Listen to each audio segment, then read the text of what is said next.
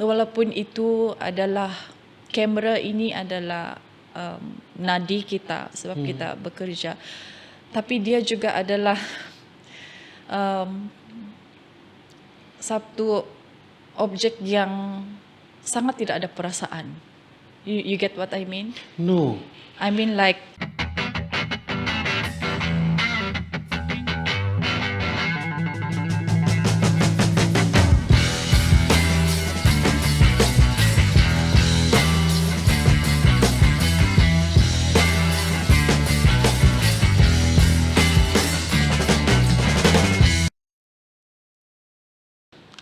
What's up? This is the Sip Sip Show.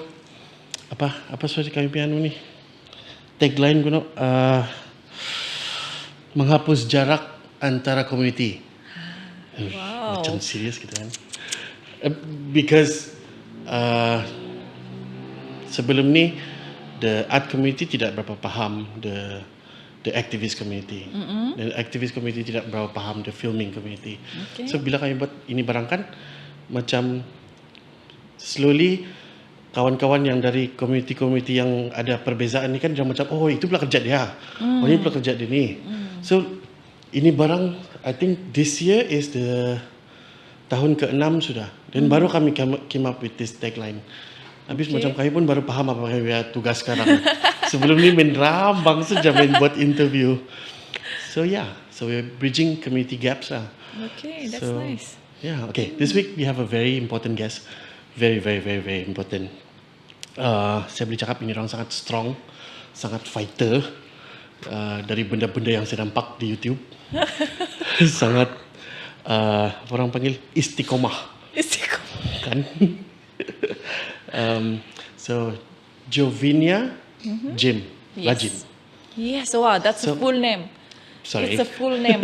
I only use that untuk baca berita sebagai penyampai berita, nama full name. Usually I just use Jovinia Jim, singkat. Oh. Yeah. But that's my apa IC orang name. panggil kau? Jo. Jo, orang panggil Jo, ada orang panggil Jovi, ada orang panggil Jojo pun ada. Banyak nama saya. Semua bolehlah. Yang penting kamu bahagia begitu.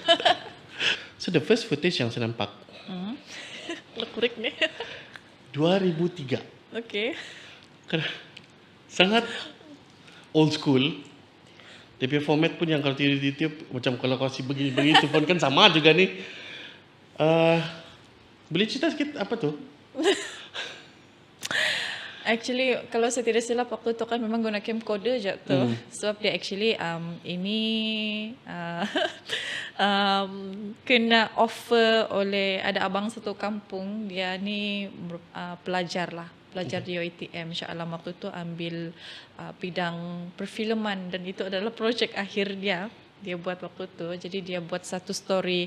Dia suka story yang mistik sikit. Lepas tu dia macam mana? Macam story Star Wars macam tu. Dia suka genre-genre yang begitu. Jadi ini idea dia pasal mistik Kadazan Dusun lah. Topula Langgoy, pernah dengar hantu Topula Langgoy itu kan? Itu cerita dia sebenarnya. And then saya tidak ingat berapa umur saya waktu tu. Masih bersekolah lah. Saya malu sendiri kalau saya ingat balik. Masih bersekolah. Lepas tu dia saya perlu drive pick up. Kau drive? Perlu drive pick up, tapi kan saya waktu saya budak lagi setiap hari driving, tapi dia mau ada karakter yang saya punya karakter itu drive pick up. Nah, okey lah saya ikut sebab saya tidak tahu apa-apa waktu kan. Yang saya tahu okey lah pergi berlakon saja macam tu. Jadi dia punya story is ini saya sebagai budak itu bukan budak lah, I mean remaja sudah sebenarnya membawa pick up itu dan dia mengalami kejadian mistik tu bang. Kejadian mistik tu pulang dia kena kejar macam tu. So dia punya story ni dia buat short film tapi dia punya ending yang penonton sendiri lah guess apa ending dia macam tu. So dia gantung begitu sajalah. That's it, the end. mungkin dia kena kasih habis sekarang ni tahu. Janganlah Topula Langgoy itu gitu. Topula Langgoy itu. Ya, itulah dia ada banyak buat Waktu tu sebab yalah 2003, what do we expect. Lepas tu dia adalah student lagi, mungkin dia pun masih mencari idea-idea yang baik untuk dia punya filem. Kan kalau tu Pelelangga itu dipamerkan sebagai hantu yang tinggi lampai, betul. yang besar, tapak kaki dia besar. So dia mau buat satu apa nama dia tu, tapak kaki dia tu macam mana dia supaya dia nampak real dan besar begitu. Dan orang di tanah tu dia ada buat something lah, art punya position di sana. So ini di Tamparuli. Ya, ini di Tamparuli, masih kawasan Tamparuli lagi, tapi dia towards Kiuluk lah kawasan dia tu. Dan kawasan yang dah tahu itu kah tu video yang nampak tu yang di dalam pickup itu kah? Ada dalam pickup, ada kemah, banyak semak-semak lah. yang kata yang ini siring-siring rumah kali ini gitu. Oh iya. Kejap saya fix up sudah. Sama ada itu dia just upload 2003 ataupun I think they just upload 2 years ago. Tapi itu filem 2003. Ogos 2003. Dia ada macam dia tulis di sana lah. Tiada tajuk kah? Tiada Saya tajuk. tidak berani buka YouTube. Nanti saya kasih link. Jangan kawan. Okay, saya rasa itulah tu Tapula Langgoy. Cerita pasal yang mistik Tapula Langgoy itu. Ya, jadi ada 3 orang sejak tu. Ada 3 orang sejak dia punya kru ada 2 orang. Semua orang semua satu kampung lah. Kami lepas tu semua satu kampung begitu. So it was merry lah sebenarnya pengalaman yang begitu kan. Ya, itu je lah.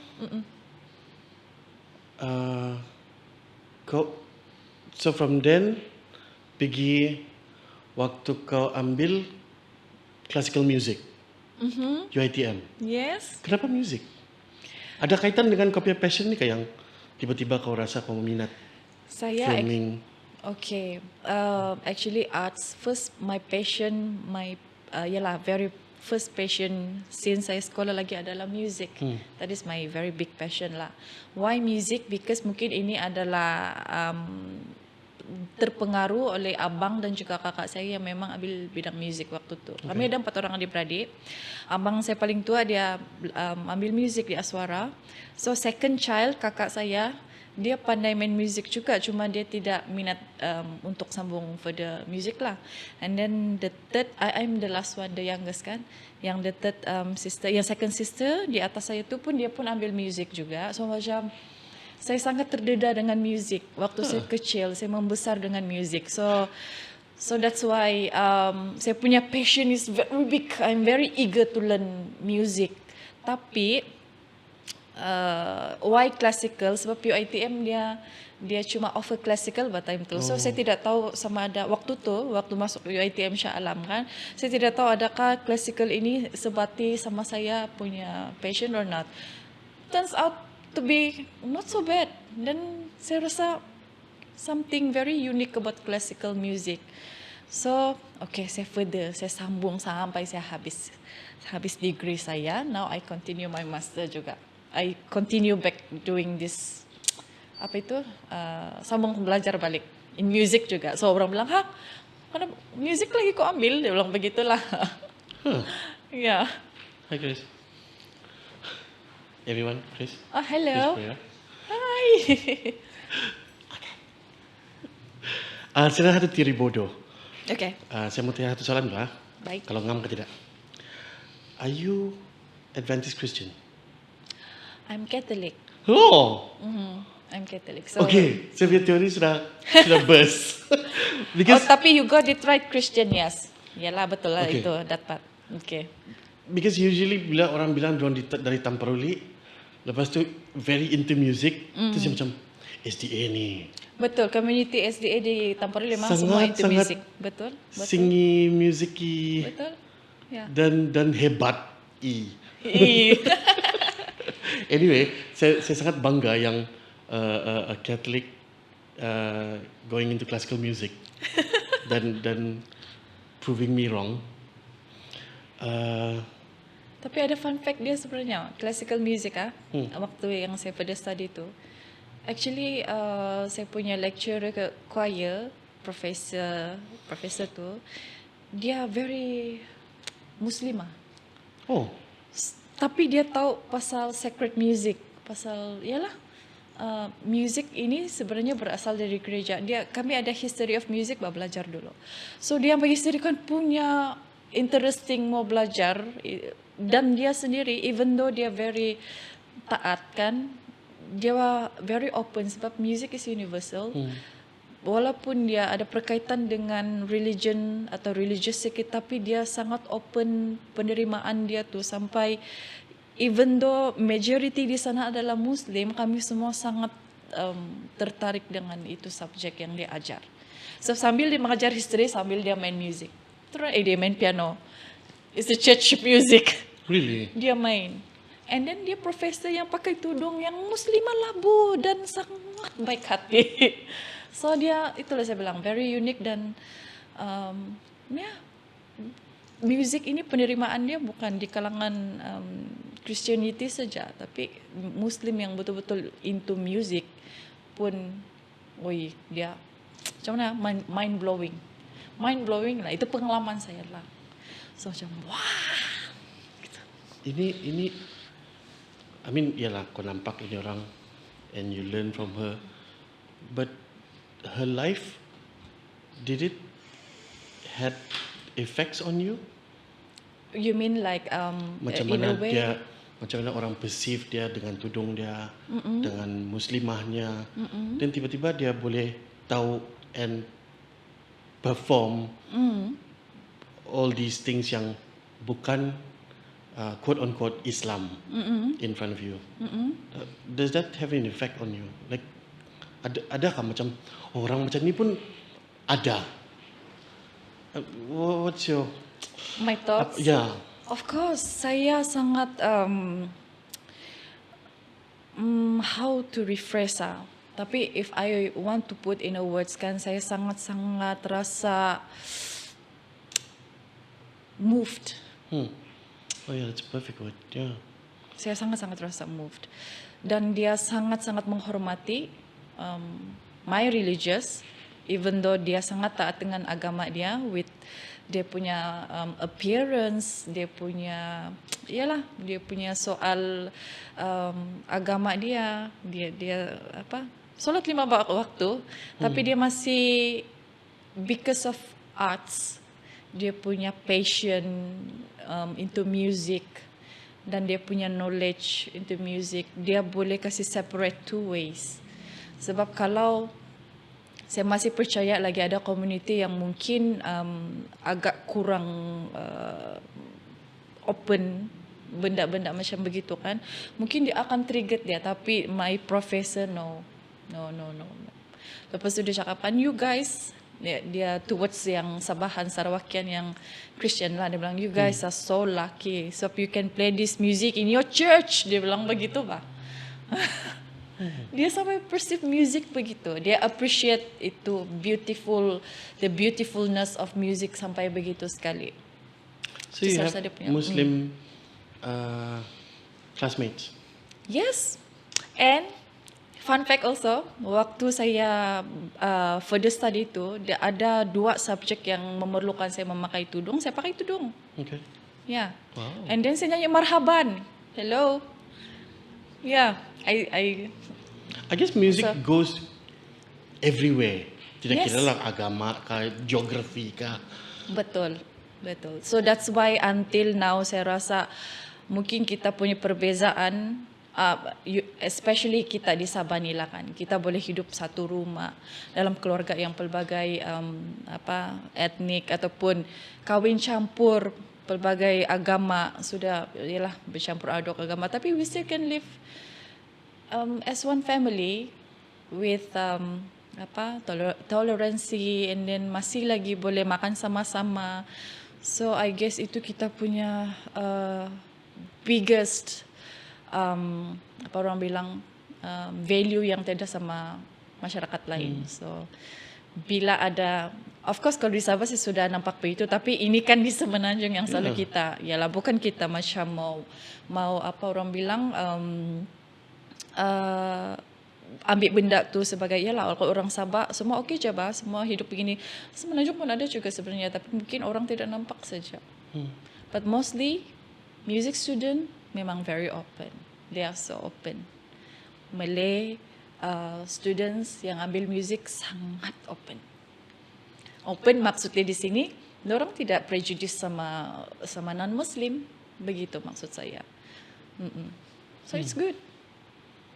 Wow. It's pendidikan moral.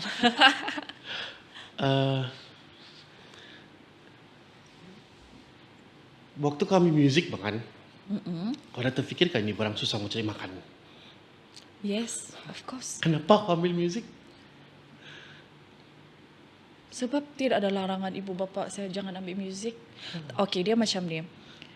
When saya punya, ada juga sebenarnya lah, waktu abang saya, dia yang the first one kasih, apa orang bilang, dia ngelanggar di tradition. Dia kena paksa untuk ambil law. Dia sudah ambil law tahun akhir, tapi dia berhenti sebab dia tidak minat.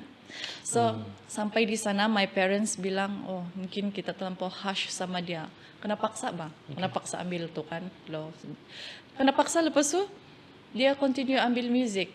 So lepas sudah kejadian abang saya tu, dia membagi ruang kepada kami adik-beradik lah. You just go with your flow, whatever you want. Ya. Ada Begitu. role model gitu. Ada role model. Tapi soal career, of course itu kita berfikir. So kalau classical, saya waktu tu juga, waktu saya graduate, saya berfikir kalau saya balik Sabah, apalah kerja saya, tidak. Lagipun classical di sini belum, penerimaan dia tidak meluas sampai sekarang lagi. Well, at least now ada a few yang sudah nampak, tapi still belum diterima oleh semua orang lah, pendengar. Even dia pun sendiri adalah pelajar music ataupun memang into music. Classical still masih macam bagi dorang bukan kelas dorang lah begitu. But saya cuma percaya satu hal saja, kenapa saya terus ambil sampai habis. Saya punya degree, I finish my classical performance. Sebab saya rasa itu membentuk jati diri saya sebagai a girl, sebagai seorang individu yang ada passion yang besar. Jadi dia motivate saya untuk ambil classical ni kan, dia sangat motivated sebab bagi saya, sebab banyak benda yang saya kena buat sendiri yang tidak ada disediakan. Maksudnya di sini kalau saya buat assignment classical, bukan waktu itu tidak senang mau cari di internet, tahu saya kena pergi library buka buku bla bla bla. Saya jadi begitu, padahal saya adalah orang yang sangat pemalas. Ambil music classical baru yang rajin nih pergi library buka ini, and then that kind of thing yang saya rasa change saya punya the way how I how to say macam mana saya beradaptasi dengan situasi satu-satu situasi dalam keadaan yang begitulah. Saya pasang kak sebenarnya ambil classical music ni kan, dia kasih bagi saya satu pelajaran yang sampai sekarang saya bawa. That's how big the classical music influence me in my life, begitu. Mula-mula saya terfikir macam apa kaitan dia sama dia punya lakonan sekarang. But now that you mention it kan, it gives you this identity. Yes. Oh ini itu ayat dia, betul. Itu ayat dia. Ini yang saya risau orang Sabah sekarang. Because kita di Semenanjung macam boleh nampak sudah yang, bukan saya bilang orang Semenanjung ini sesat, tapi there's so many infiltration dari luar yang bagi tahu kamu perlu hidup begini atau begitu atau begini, tapi nilai-nilai yang asal tu kan macam mau start sudah anak tinggal. And I feel like di Sabah kita sudah start begitu. Tidak mau inilah, kita maulah begitu. Ini orang dulu. But when you start discovering or rediscovering your identity kan, kau mau balik. I'm very happy yang the whole month of May kita kept being reminded KDCA itu apa, di mana, orang KDMR or anything in between itu siapa. Walaupun saya rasa macam ayalah every year pun begitu, tapi ada certain points of this whole chaos yang dia tanya kau siapa? Igen kau apa kau buat sini? Kenapa? Kau anak siapa? Then you need to ini pula. Then sikit-sikit kau boleh trace balik yang kau janganlah sombong sangat. Kau tu bukan orang lain pun. Betul. So going back to Jovinia, the actress. Okay. Now classical music bukan settle lah, tapi dia sudah jadi kau punya base. I want to say it's quite strong. And the themes of your successes in the films yang kau berlakon pun saya rasa macam sangat close to siapa kau, siapa Jovinia, siapa apa jati diri kau. Macam Avakas, macam apa lagi tu? Apa And lagi? the Apa lagi? latest one lah, Come on, you can Mantra. do it. Okay. Was there a film called Maria? Yes, I love that character also, And- Maria. Yang saya suka tengok kan, ini pun hasil research saya yang Talingong punya, saya tidak tahu betul atau tidak. But I think there's a Ruman Dewi kah? Wah, Apa tu? telemovie Rumandawi pun Ah. kau tahu juga. So that setting kan, it's very Kayangan. nampak, ya macam theatrics, macam Yeah. macam zaman-zaman student. I mean, I'm not saying it's bad, tapi dia it trace back to who you are ba. Betul. Kan saya mau tanya ni. Soalannya. Soalannya ialah okay, nampak sudah di sini kan, tapi kenapa news presenter? Nampak dia terus jadi apa ni? Nah, Igun, okay, soalan dia first kan ada kaitan dengan klasikal. Okay, back to your actress tiba-tiba soalan dia akhirnya kenapa news Kenapa di presenter? sini? I mean, yang habis kalau kau Google kan, terus kau yang macam di bilik berita gitu kan, terus yang apa ni ha? Tapi all these other pictures kan yang oh ya, ini saya kenal, Mantra saya tahu. But why? Okay, but why? I like that question. So, kalau kita buat problem statement, kita map out everything. Dia punya tajuk utama adalah nama saya Jovinia Jim. Pas effect dia, causes dia cewa, whatever lah kan. Tapi to make it short lah kan, sebelum saya start, of course music first. Lepas tu sebelum saya berlakon sebenarnya, saya sudah pernah berlakon sebelum ni, tapi itu saya rasa macam budak-budak punya ayam-ayam coba begitu. Yang That was the awal-awal start. gitu. Yeah, that was the start There's lah no actually. small roles. Yeah, but I'm not like really serious lah waktu tu. Kali lah saya. Tapi lepas tu, after I join, malah saya ni macam mau up diri lagi. Mentang-mentang bulan 5. Okay, tapi cerita je lah. Oh, 2011. Yes, oh my goodness, yeah. 2011, after I joined the Undok Ngadau and I won first runner-up set level during that time, memang platform dia terbuka luas lah. Orang dari produksi call saya, okay, why, kau mau join anu ka? Apa tu, kau mau join audition, begitu. So I went to an audition. Of course, the first one tu saya pergi audition. And then bila saya sudah start di sana, so RTM saw me, and then dia suruh saya pergi testing audition sebagai pengacara TV. Tapi first time I was rejected, true story, sebagai pengacara. Cuma because I started berlakon sudah time tu, the first yang saya berlakon dulu, I mean like in a serious, bukan yang 2003 punya style, it's a film yang tidak berjaya ditayangkan di pawagam atas isu-isu teknikal yang lain lah. So dorang nampak saya di sana, and then one of the producer from RTM, dorang membuat rancangan khas Christmas waktu tu, bulan 12.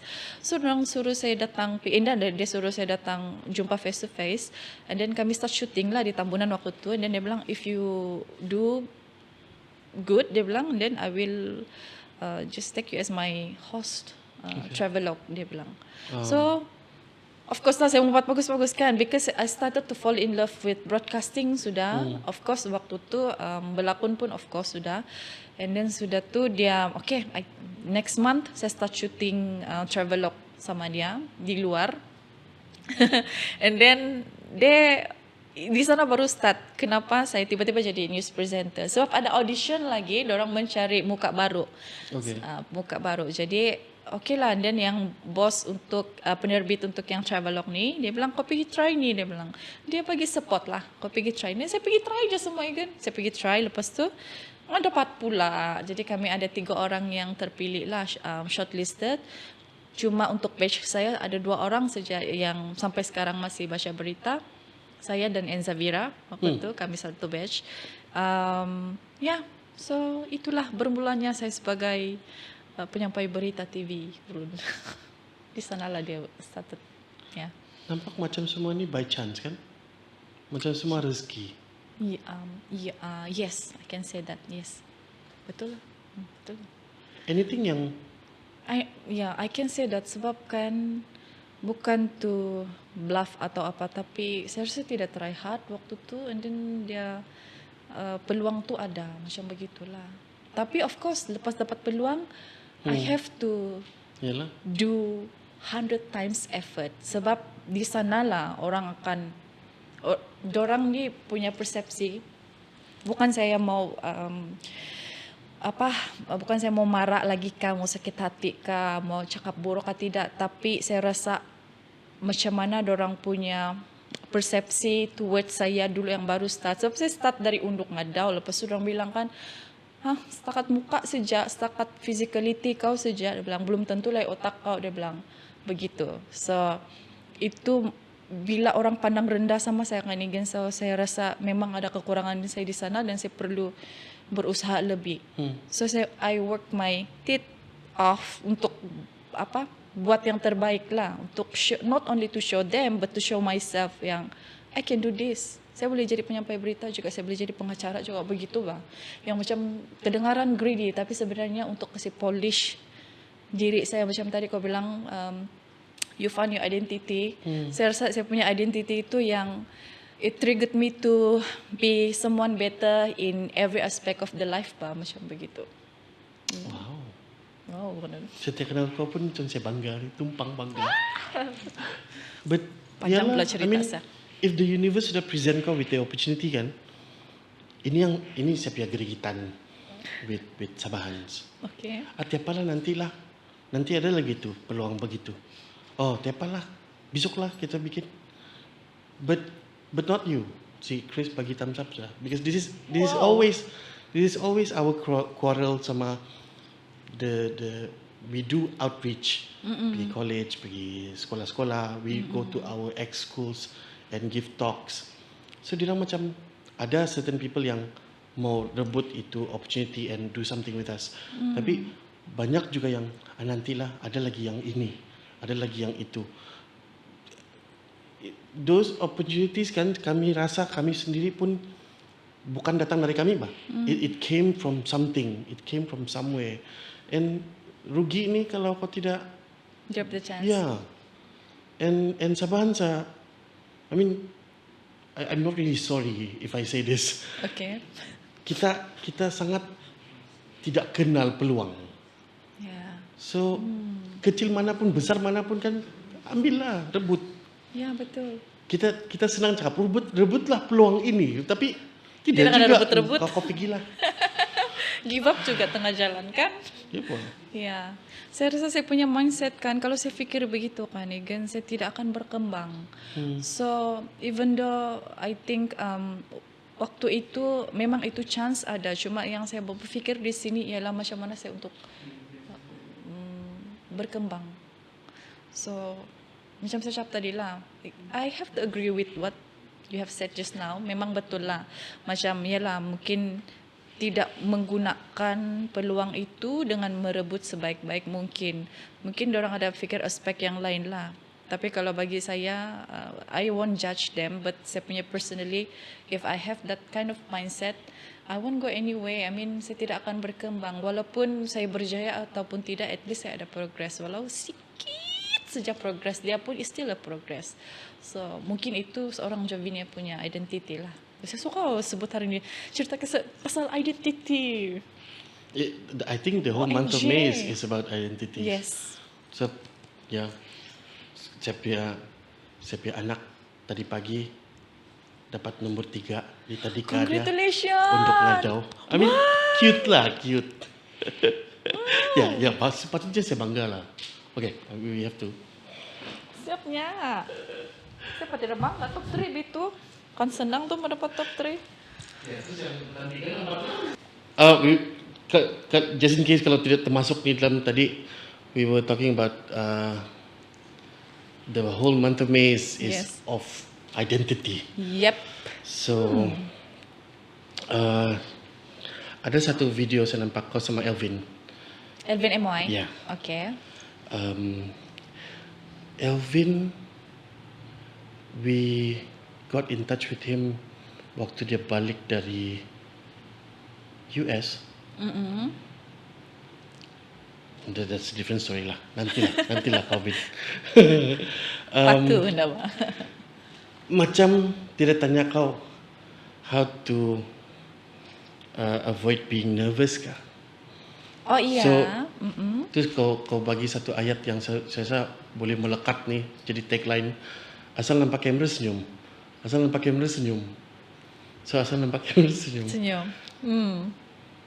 Okay, I give you scenario lah. Okay. Kau bad mood, kau period, kau baru marah anak kau, Okay. traffic jam, Oh. sampai di studio Conti whatever ada kamera. Then how do you, what happens internally? Can you bring us to seorang Jovinia punya internalization of I forgot this slide, I'm sorry. Okay. Cantik handsome sa kita. Okay. So, sebelum masuk ke dalam studio, dulu waktu kami kena bagi intern lah batu kan sekejap. Memang dorang advice sebelum masuk dalam studio, semua masalah anda tinggalkan di luar pintu begitu. So I guess itu melekat dalam otak saya dan saya rasa saya perlu sebab itu adalah kerja saya, tugas saya sebagai seorang penyampai berita. Of course, everything in mind saya letak dulu di luar. In fact, I have one experience yang, woi, saya boleh menangis nih kalau saya catat balik. Ada tisu saya. Bagus oh. Sip-sip begitu tuh. Ya, bagus so sip-sip. I like. This incident masih segar lagi dalam otak saya lah. Waktu tu saya kena baca berita wilayah petang. Dan waktu tu saya masih terikat di berita hal ehwal semasa lah di RTM.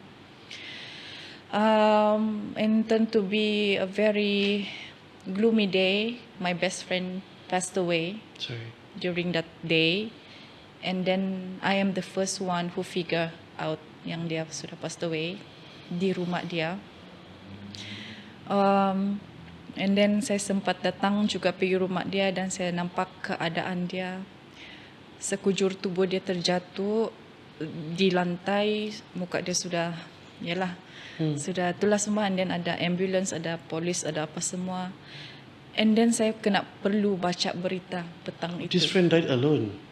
Yes, dia. And then kan, I ask for help, anybody who can help me to replace me baca petang tu. Cuma saya faham situasi yang agak lewat, jadi bukan semua orang available. So still my responsibility because it's my job kan. Dengan muka yang teruk sudah menangis berhabis nih, saya datang juga lah, saya pergi makeup, and then saya kasih tahu itu kita punya makeup artist, explain everything. Dia bilang okay, ni boleh juga. Sampai dia waktu tu dia takut something happen inside the studio, dia masuk jaga saya sampai habis saya membaca. I have to, even though saya sangat waktu tu sedang bersedih, menangis, meronta-ronta, merintih semua segala, tapi in front of the camera, tugas saya adalah untuk menyampaikan berita kepada semua rakyat. Jadi apapun emosi di dalaman saya waktu tu, saya anggap tiada saja. Because it's your job, it's my job. Begitu. I can show the video juga, masih ada di YouTube tu, macam mana muka saya waktu tu untuk menahan yang ada di dalam. Dengan mata saya bengkak, nasib baik dia boleh juga kasih cover mata saya yang bengkak itu, no problem lah. Cuma saya punya internal waktu tu kan, I cannot explain until now. Tuhan yang tahu macam mana lah perasaan dia. Cuma yang saya mau bagi tahu macam mana untuk bereaksi di depan kamera waktu kita menghadapi kehidupan, kesulitan hidup yang sangat tidak terduga. Life goes on. I can say walaupun itu adalah kamera ini adalah nadi kita sebab kita bekerja, tapi dia juga adalah satu objek yang sangat tidak ada perasaan. You get what I mean? No. I mean like Coba kasih paham. even though you got all the emotions kan, tapi because of that's your job, kamera dia tidak dapat capture yang apa inside, dia dapat di luar saja. I mean like dia okay. emotionless. Ya, even though saya struggle dalaman saya kan, but I have to act yang di depan kamera. Asal ada kamera aja mesti saya on point yang okay, like nothing happen in my life. Begitu bah maksudnya. Mau tidak mau you have to deliver. That's why saya cakap simple aja. Macam mana aku mau lawan kau punya nervousness kamu gini-gini. Oh, tengok kamera senyum. That's all you can do. What else you can do? Kalau kau memang sudah terlampau nervous. For me lah, kau punya lutut sudah begitu, takkan kau mau tarik nafas yang kedapatan gitu kan. Kalau kau nervous, jadi saya rasa jalan mudah untuk kawal adalah kau nampak aja kan, kau senyum saja. Senyum aja kau tengok kamera. This gives a very new perspektif untuk saya lah. Bila orang bilang you just have to show up. Again, you just have to show up. Macam Panchkat datang hadir, okay. Memang emotionless lah, betul. But this, bila kau show up, it means that thing kena sidai sekejap. Macam mana penting pun. Okay, let's jump to this other topic. Okay. You are a mom Yes. of one, meaning you're also a wife. How with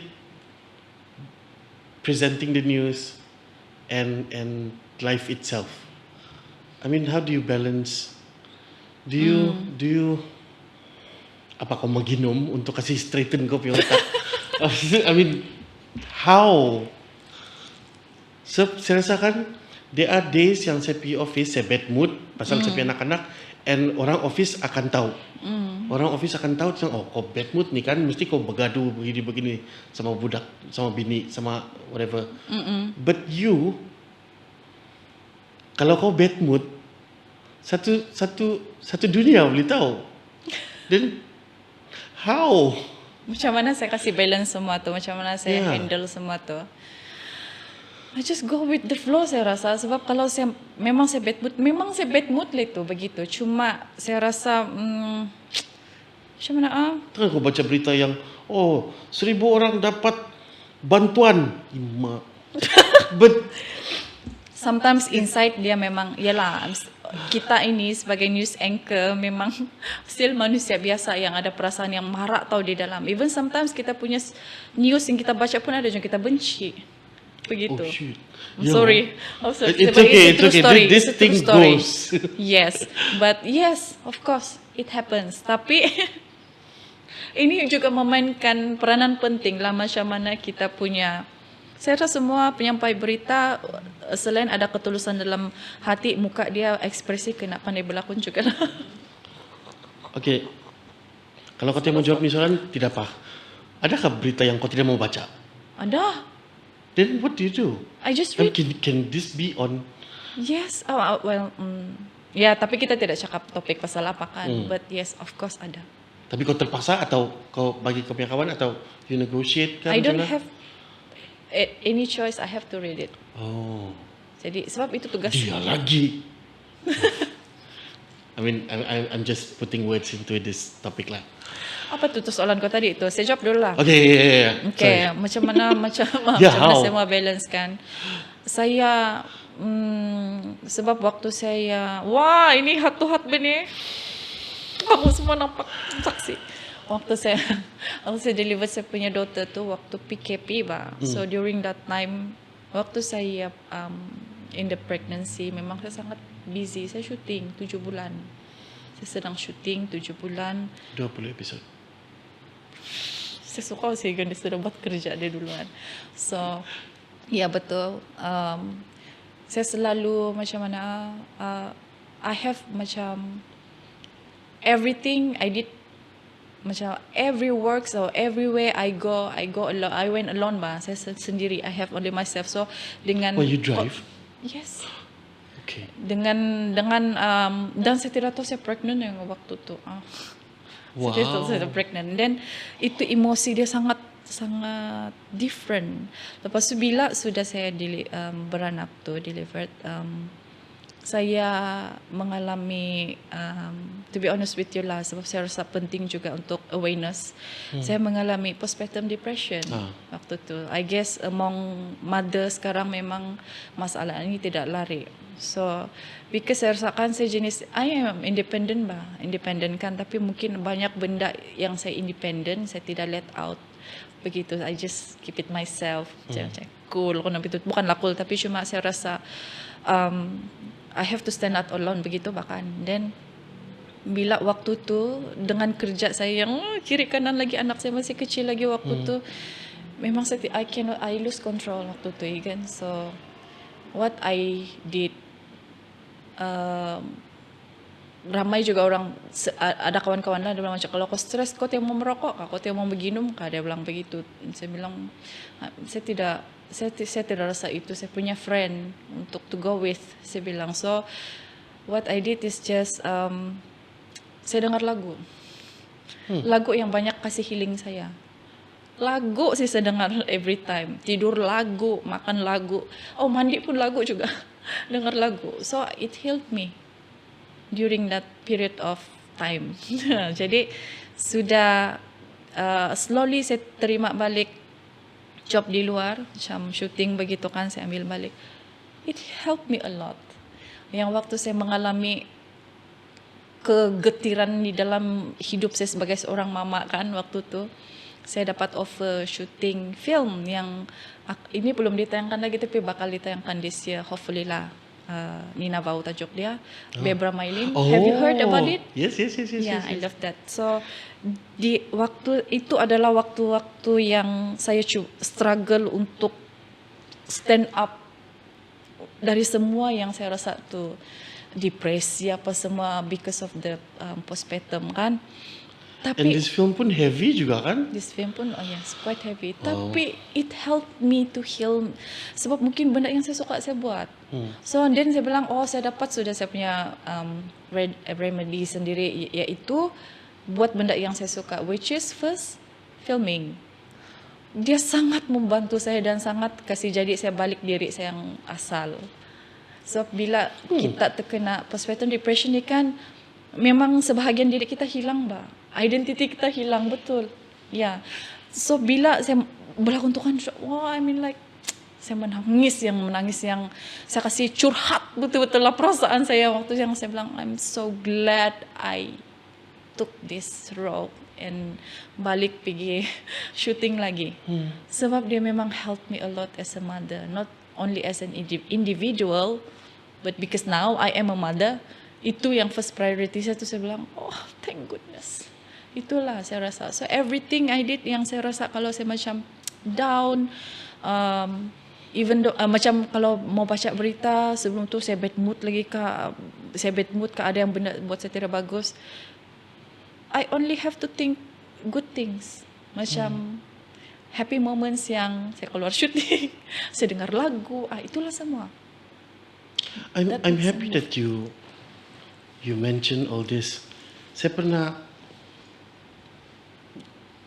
bertengkar, bergaduh with my wife, and we end up expressing ourselves. Terus dia bilang, waktu saya beranak, kita punya anak, dia bilang kan, I lost myself. Dia bilang, I lost myself. Saya tidak tahu siapa saya sudah. Betul. Dia confused with being a mom, being because she has her own NGO, and all these things kan bikin dia, I guess, lupa siapa Mary Ann. Her name is Mary Ann. Hi, Mary Ann. Hai sayang. Um, and she loves dancing. Dari dulu lagi. Memang dia macam anak saya nombor 2. Anything yang repetitif akan jadi rhythm. Dan akan ada lirik yang entah dari mana dia boleh jumpa. Dan dia akan jadi music tiba-tiba. So, That's cool. mula-mula saya, I don't get it. Kenapa kau mesti keluar malam-malam pergi menari? And I don't get your friend. That was my ego talking. Terus bila I meet the friends kan yang kawan saya juga dari semua. And I slowly let her dance. Bukanlah I don't have the power. Dia menari lah. Tapi saya masih lagi macam kenapa tidak benda lain enggak mau bikin? Because she's away from. Menarik lah begitu. Ya, itulah. Some family members saya lagi apa dia dapat dia menari. Paham. But then bila kau cakap tu kan, it's the same thing yang happened to her. Bila she found herself through dancing, dia start pergi kelas, belajar menari. She got the old Anne back lah. And now dia makin saya nampak dia punya, I mean, okay, at one phase saya rasa she found herself. She found the strong Mary Ann, the strong version of her. At the same time she's doing her PhD. So sana kau rasa macam bila orang bilang kan kalau laki kau atau kau punya bini bikin PhD, when one of you gets the PhD, it's your both punya PhD. Yes. Dulu saya macam dia punya PhD dia punya lah. Sekarang saya faham sudah yang saya punya juga tu, because we sacrifice amount of time, amount of mental pressure sangat banyak. Dia tanya saya mau buat PhD ni, bolehkah? Saya buatlah. Kau pun you're in this, you know. Macam I didn't get it, bodoh ni lelaki. Macam bikin lah. Sekarang baru yang yalah, saya faham macam mana dia punya pressure and being that, being a mom, being an activist, sangat melting lah. So Strong women. ya, Yes. sangat. Ya. Tapi satu lagi saya kan kalau saya suka makan. Semakan jak lah begitu. Aku tutup Itulah dulu. lighting ni kami mau try kasih kurang supaya nampak Biar terus kedapatan. Ya. So Okay. nice. Strong woman, and your films you play strong roles. Memang kau pilih atau tengam-ngam? Sounds demanding tapi saya memang memilih karakter yang challenging sikit. What's your macam mana? Macam mana ayat? What's your process when you go into a film? Apa orang bilang waktu kau dapat kau punya naskah? Dan what happens? Okay, lepas kita bedah itu naskah, Shewa, Wow. saya try to map out problem statement again, dah bah. Saya map out itu karakter. Saya rasa itu yang first saya buat lah. Bila saya sudah dapat let's say lah mantra kan. Actually mantra bukan si Chester pilih. Saya pun sebagai pelakon utama tu sebenarnya he I think mention he kan. mentioned a process. Ya, behind proses that, dia. yes. Dia offer saya watak lain. So, to be honest, I'm sorry lah. Saya tidak berapa baca pun yang watak lain tu dia kasih. Because I feel like macam, okay boleh ni nanti. Minggu depan baru baca begitu. I take it light lah. Tapi, I mean, so bila dia cakap pasal ini karakter Tanah ni, mungkin saya agak, saya perlu lebih banyak masa lagi untuk mendalami Tanah sebenarnya. Well, saya rasa ada 50% saya dapat Tanah juga. Cuma another 50% saya rasa ada banyak yang saya tidak puas hati juga sebenarnya. But I try my best waktu tu. Cuma apa yang saya dapat buat untuk Tanah, watak Tanah tu sebab dia seorang yang keras sikit kan, dia punya karakter ada keras sikit. I have to learn that because I don't know how to do it. It's not my character si Tanah ni. So I have to learn macam mana mau menjadi Tanah yang sebenar. So bila sudah saya tahu saya sebagai watak itu, and then yalah kita membedah skrip ataupun naskah itu, kasih map out semua itu ini. Cuma ada some point yang mungkin tidak sama dengan gambaran director dengan gambaran imajinasi saya sendiri untuk melakonkan itu watak lah. Yeah, is that answering your question? I don't think so, right? Dia panjang lah sebenarnya, tapi apa yang saya mau cakap tu? Macam Hilang fokus saja. macam is getting there. Ya, kau tanya saya pun terbingung. Kan? Tadi kau tanya macam mana kau What's the process what's when the you go process? into a script? Yeah, and then I also do, of course we have to do a research. Macam even that one very tiny but particular things also I have to do a research. If saya tidak biasa dengan aksi itu, perlakuan itu, penuturan itu, semua I have to itu map out semualah, kasih keluar semua. Cuma untuk yang ada some of yang saya involve in a role, saya tidak ada cukup waktu untuk saya map out semua tu begitu. Saya cuma ikut apa saya rasa insting saya as in that character lah. Proses dia lagi, kalau saya boleh story sikit, waktu saya bawa watak Maria dalam Supeteli kah Maria tu, dalam Supeteli Maria, saya memang tercari-cari macam mana sisi dia kalau ada karakter yang memendam terlampau lama bah. Okay. But somehow yang perasaan memendam tu saya pernah rasa, tapi dia ni kan dia punya story ni kan dia macam ada cycle sikit kan begitu. So itu pun saya kena research. I watch a lot of movies. Tapi bukan saya mau copy dorang, cuma saya mau dapat the idea gerakan tubuh. Tapi ada satu lagi, saya suka observe orang. Saya observe macam mana pergerakan orang. So kalau pergerakan itu sesuai untuk itu karakter yang saya bawa, I follow that. Bukan plagiarism kata, plagiarism No, tidak juga. I don't think so. Yeah, I follow that. Begitulah proses dia. Itu macam getting inspiration. Kau ambil sikit. Banyak tempat saya ambil dan saya cantum begitu. Yeah, I think a lot of creatives do that. Begitu kalau cara suka, saya lah. I mean, I just saw two, I think, Abakas and Mantra. But in these two films,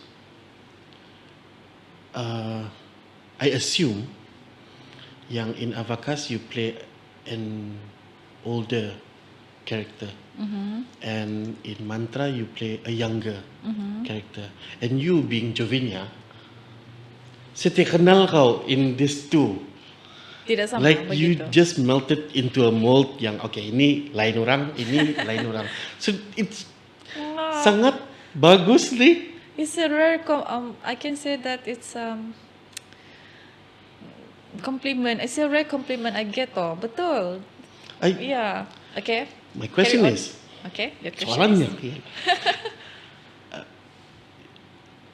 kau punya sense of empathy kuat kah? I do. Elaborate. Yeah. Please elaborate. Yes.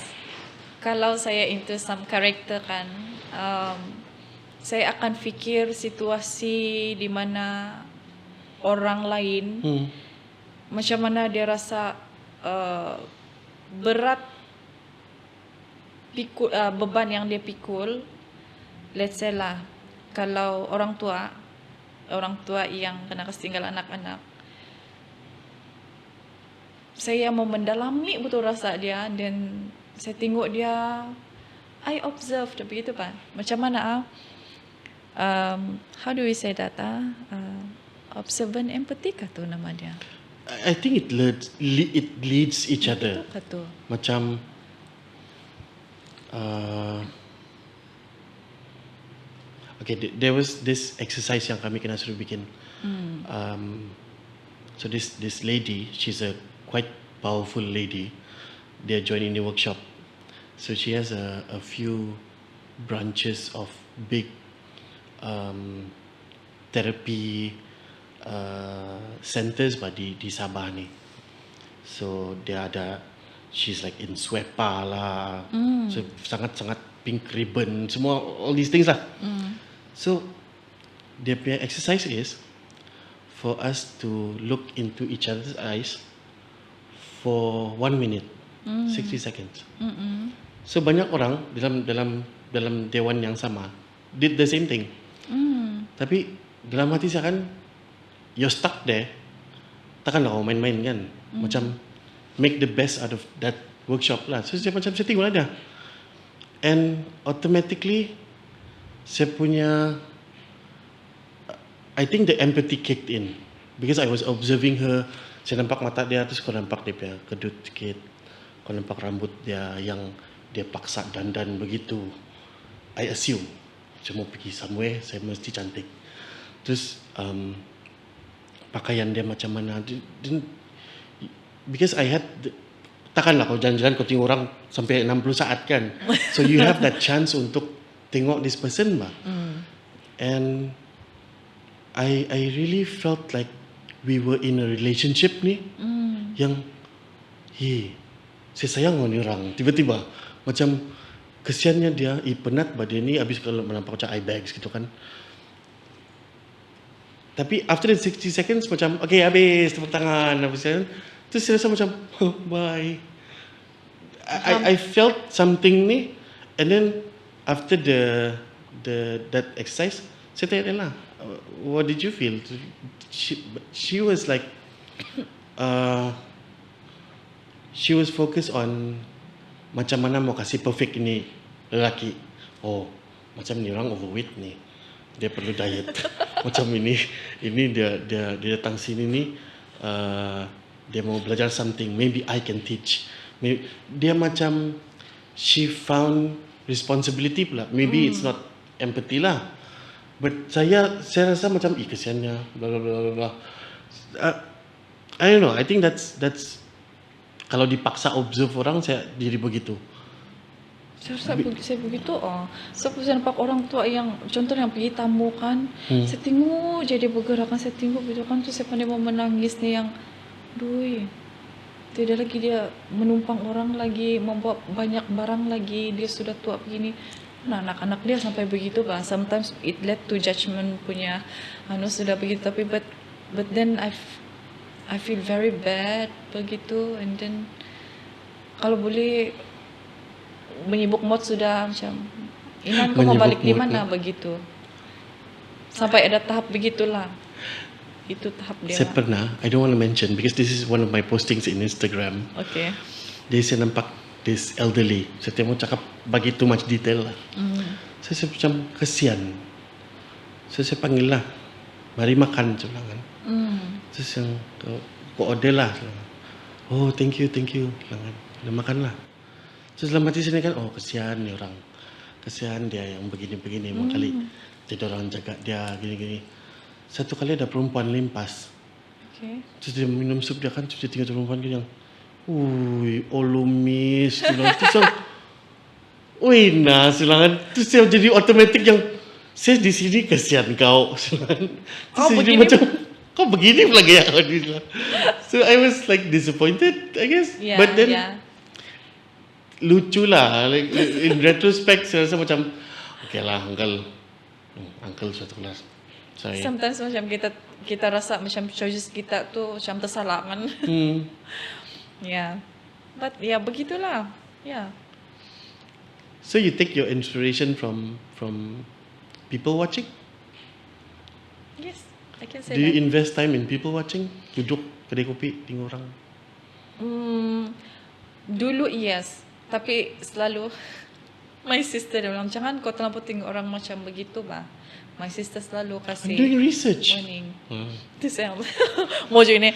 Saya punya karakter bah tidaklah juga begitu. Saya bilang, makan saja jangan tengok orang sampai begitu. Dia bilang, sometimes saya tidak sedar tuh. Saya makan saya tengok tuh orang macam begitu. Tapi kadang-kadang ada benda yang bermain di pikiran saya, tapi kadang-kadang langsung tiada. Saya cuma observe dan tengok pergerakan dia saja. I mean like nothing happen in my head bah. Begitu.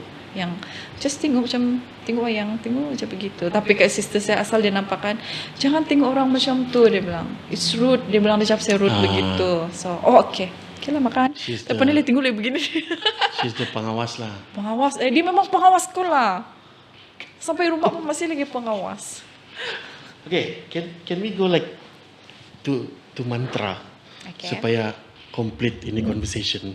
Okay. I'm scared. Apa? So in the end kau dapatlah karakter yang kau mau di ini filem. In percentage? Macam mana? Kalau saya bagi Tadi kau bilang when you were given the character, it wasn't the one yang kau mau. Then itu that one yang the first character yang sepatutnya saya kena offer. But then turn out to be bukan itulah. Si Chester suruh saya berlakon itu tanah lah begitu. Okay. So to answer that question, I guess positively iyalah, betul lah. Okay, soalan-soalan klise. How was it like working with Chester? Sebab saya tahu Chester ni. Okay, sesi mengumpat.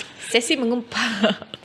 How to work with Chester? Sometimes Chester could be serious. Sometimes dia kan kuat melawak juga kan. Sometimes dia. Tapi saya tak nampak dia bilang lawak sama dia bilang serius kan. Kadang-kadang aku tak kenal ni. Dia lawak kan dia serius ni ya. Habis dia punya muka memang serius begitu static. Itulah kadang-kadang kami sorry. Itulah kadang-kadang kami macam confused dia sedang marah ke apa ni. Tapi kalau dia memang lantang lah, kalau dia marah dia memang lantang lah macam tu. So I was macam mana? It was a good experience also because Chester kan dia kan bukan KDM buat cerita pasal KDM, so it's a new perspective lah when you have a director from different ethnic, dia pula angkat kita punya cerita. So I think itu I'm impressed lah because Chester dia mau buat something yang kasih naik identity orang-orang di Sabah ni, especially KDMR. So saya rasa working with him it's a experience yang macam mana tidak akan dapat dari director lain lah. It's just because of dia tahu apa dia mau begitu kan. Cuma of course setiap orang ada dia punya karakter masing-masing, ada dia punya mungkin tidak sependapat pun ada juga. Cuma dia boleh Chester dia boleh kawal lah. Kalau macam hari ni dia marah semua lah, dia marah semua. Nanti dia okey sudahlah begitu. Jangan kacau dia kalau dia bad mood. Boleh juga lah kadang-kadang kalau kamu balas dendam tidak apa. Main-main je.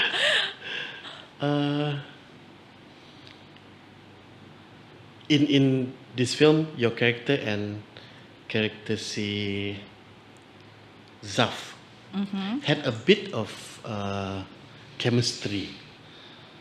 How do you keep it cool? Atau it's just like turn on, turn off? Sebab I mean like off and on screen, Zaf or Shafi dia memang a person who is very easy going, mudah didekati lah begitu. I can say that. And then it's not hard to work with him even though dia sudah pelakon yang sangat profesional, tapi dia boleh merendahkan diri dia untuk sama seimbang sama pelakon-pelakon lain. So that's why I feel so comfortable when I'm working with him. So that's why we can do off and on screen punya yalah, kita punya karakter kita bawa with chemistry macam tu. It's not easy to work with Shafi. Itu je yang saya the keywords is he's very easy to work with begitu. That's why I feel very comfortable and that shows lah. One thing I noticed kan, I was listening to this other podcast lah. They were interviewing Shafi. The first round, bila saya dengar the whole episode of that podcast kan, I was listening in Spotify. So saya dengar the audio saja. Terus I was assuming macam mana dia punya muka. I was assuming macam mana dia punya cara dia bercakap, cara badan dia begitu kan. Macam tembirang dia orang. Macam kerek gitu. Because dia punya cerita semua pasal dia apa. But the second round, I had a lot of time. Kalau saya buat kerja, because saya melukis pasti saya kerja. Kalau bukan buat ni barang. Syok lah. Saya tak pernah melukis. Okay. Kalau saya lama dia kurang siok sudah. Jadi dia macam tanggung jawab saya ni. So supaya saya tidak mengantuk, I'll listen to podcast. So saya malam tu one screen saya buat kerja, one screen saya kasih pasang itu podcast with the visual. Dia saya nampak muka dia, cara dia bercakap siang. Muka dia sincere siang. Macam tengok kan yang he's really nice. Then it overlaps the audio. Because that guy, si Chris, he teaches me a lot of things about audio. On secara langsung dan tidak. And sometimes kalau secara langsung it's like stuck in your head lah macam mana. Yeah, he really is a person yang apa dia mau boleh jadi ni. Macam I love him in Songlap. Dia sangat teruk perangai dia yang apa mau jadi benih anak ni begitu. Kau ada tu perasaan ni yang and then he was saying that dia belajar ni dari Ayam Farid. Ayam is also an activist. Dia pernah datang sini. And kau tidak akan percaya yang dia orang Semenanjung. Waktu dia datang sini, dia bercakap sama bini saya, dia dari Sempurna dia bilang. Ditipu lagi? Ya, ditipu lagi. Semua orang percaya dia dari Sempurna. Terus bila sudah dia mau introduce diri dia secara live sudah kan, baru dia cakap dia ni coach untuk theater, untuk all this yang kita kena tipu. So yeah, he is a very talented person. Muhsin pula tu. Muhsin, yeah. Pula tu. And then dia, he and his wife was so very nice. Both of them. Dia punya wife sangat supportive ni. So macam, itulah saya bilang, mungkin sebab orang punya vibes bakali. So bila vibes dorang, aura dorang sangat positif, lepas tu dia sampai tempat saya pula. So that's why it's very easy. Sometimes kan kalau kau berlakon, lepas tu kalau pasangan dia yang jenis penjealous tu, so itu pun susah juga kau mau all out berlakon dan susah kau mau bina chemistry together. Tapi with Ai, kita panggil dia Ai, kami panggil dia Ai bahkan. But with Ai dia senang je, so wife dia pun relax je tu. Misalnya wife dia senang tengok kami berlakon begitu. Tapi in that film dia intense kan? Yeah.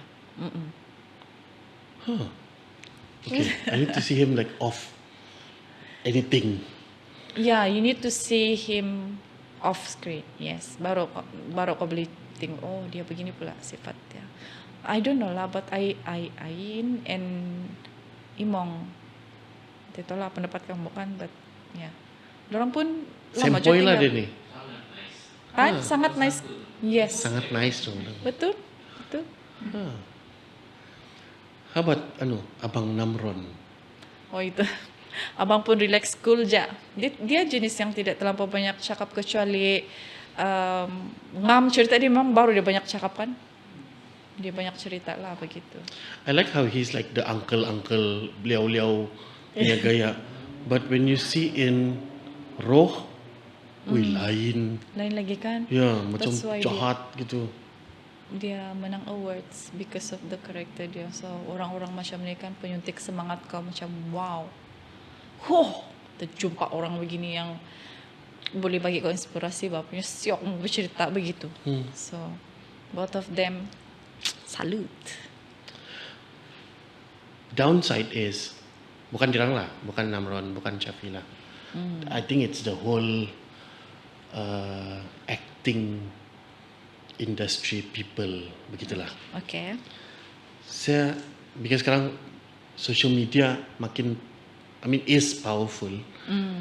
Terus you see a lot of true version of actors. Terus macam kau tertanya-tanya, ini betul ke tidak ni dia punya perangai ni? Or is this another acting punya face yang konon dia ni sedih kah? Konon dia tu macam I'm just going to say names lah yang saya nampak social media. Azhar Sulaiman. Okay. So dia nampak dia punya kucing meninggal. I know kucing mati. Untuk dia sangat serius. Dia nangis di live dia di Instagram. And I know for sure, I assume he was sincere. Dia sangat sedih dia punya kucing tidak sudah. But then again, bila kau tengok kan pelakon ba ni? Is this menangis yang betul-betul menangis atau dia tengah tunjuk dia punya talent? Atau minta perhatian begitu? Yeah. I mean, I guess. Saya jadi macam keras ni. Itu mungkin masalah saya lah. Jangan tidak. But yeah, I think that's the social media effect on me atau orang macam saya. Yeah. So, I don't know. Bukan soalan pula tu. Ya, tapi I can relate to that sebab kan ada satu kami punya pencerama dulu lah yang dia bagi talks lah. Semua presenter, TV host, news anchor begitu. And then dia tahu yang saya aktif berlakon juga. Di Sabah ni kan semua kalau kau boleh buat, kau buat lepas semua begitu kan. Ini kita punya industri di Sabah ni. So dia tahu saya aktif berlakon juga. And then dia bilang, dia cuma risau, dia bilang because you are a news presenter, I'm just worried that orang akan mempersoalkan kau because kau kan seorang pelakon juga. Nanti kau baca news, orang tidak percaya kau baca news. Dia bilang begitu. So like when you say just now, we talk about it, so macam I can relate how you feel lah. And then how this anti punya perception towards me. Anti lah macam anti. Bukan anti pun sebenarnya. Okay. Babu lah begitulah. So and then dia bilang macam mana kau mau kasih convince sama penonton berita, sebab nanti orang bilang kau baca news pasal emotion dia begini, tapi orang tahu kau pelakon, dia bilang begitu. So tapi kan to be honest with you, saya tidak pernah terfikir begitu because I know how to separate my job. Kalau saya pelakon lah bah. Kalau saya baca news lah begitu. Cuma of course at some point yang macam saya punya experience sebelum ni, you have to use that kind of, I don't think it's an act, but it's a strength. Bila kau menghadapi situasi kegitiran hidup tapi kau terpaksa mau deliver news juga begitu. Saya tidak pernah terfikir pun macam tu, tapi dia point out begitu, and then I was like, oh ya kan ada pula perception orang begini, begitulah. I mean like, oh ya, banyak persepsi di dunia ini. True. Ya, gitulah. So I can relate to what you feel just now lah, begitu. Okay. Let's keep it at that lah. Case closed. Case closed. Jangan lagi. Are you happy with Mantra? With the whole thing, bila sudah siap, the ticket sales, the whatever that comes after you act. Of course, we are expecting more than the collecting punya ano kan, but at some point we proved that 2 weeks itu semua adalah penonton organik. which pengarah sendiri Chester Pang cakap itu adalah penonton yang organik. Bukan kita tidak memaksa orang pergi panggung ataupun kita beli duluan tiket dan then suruh orang datang, tidak. So at least ini sebagai pembuka jalan lah. I will always say mantra ini sebab kita sampai di Kuala Lumpur untuk premiere, which this is the first Sabahan punya film yang kena premiere screening first di Kuala Lumpur begitu kan. So I guess it's a good start, even though dia punya jumlah kutipan tidak seperti yang kita mengharapkan pulangannya, cuma at least ada langkah baru untuk orang lain juga start the new one. So if you ask me happy or not, I am happy. Congratulations. Thank you so much. So much. Saya suka apa si Namron cakap dia kena suruh promote the film kan. Dia bilang kan, kamu tengok ini film, dia bilang kan, yes there are flaws, dia bilang. Ada benda yang tidak, ada benda yang kurang, dia bilang. Tapi jangan tengok filem ni sekadar itu. Dan tengok filem ni sebab semangat orang yang bikin filem ni. Gila ni semua ni. Macam Ni mana? kami punya Eddie. Paling really? dekat. Oh, Oh, congrats guys. Dia punya task lah paling very heavy. Ain. Dia assistant director. Oh. And dia punya task sangat mencabar sebenarnya. Okay. Ini konanda. So, I guess next round kamu lah. Sip. dia banyak tu cerita dia. Ya. Habis bila saya dengar from this podcast kan, dia pun interview like other actors, other directors. Tu dia orang bercerita yang macam semelanjung punya budget untuk film kan, yang gila-gila bah. And to compare di sini yang andu bah kita punya budget. But we still, itulah Naman bilang masih ada tu semangat. And we pull through. We make use of what we have. Memang kita menang semangat lah. To conclude that, kita memang menang semangat. Kita punya crew and technical. Walaupun kita tidak menang dari segi wang ringgit, but kita menang semangat. Seriously. Betul lah apa Abang Namron cakap tu. This reminds me of, tidak tahu kamu ingat atau tidak lah. Ini jadi tahun 2002, waktu Selangor kasih kalah Sabah di Bukit Jalil. Kalah tidak tahu berapa. Terus bila kena interview ni satu orang Tambunan mana saya pun tidak tahu. Ya lah, kami kalah nombor tapi kami menang semangat. Wow. It was in the news for a few days. Ya Sabah, kau menang semangat je lah. Selalu menang semangat je Benny, betul. But yeah, I guess that's the spirit. Sabahan spirit. Until we have the right budget, until we have whatever we need, I guess itu semangat yang penting lah. Betul. Kadang-kadang penat.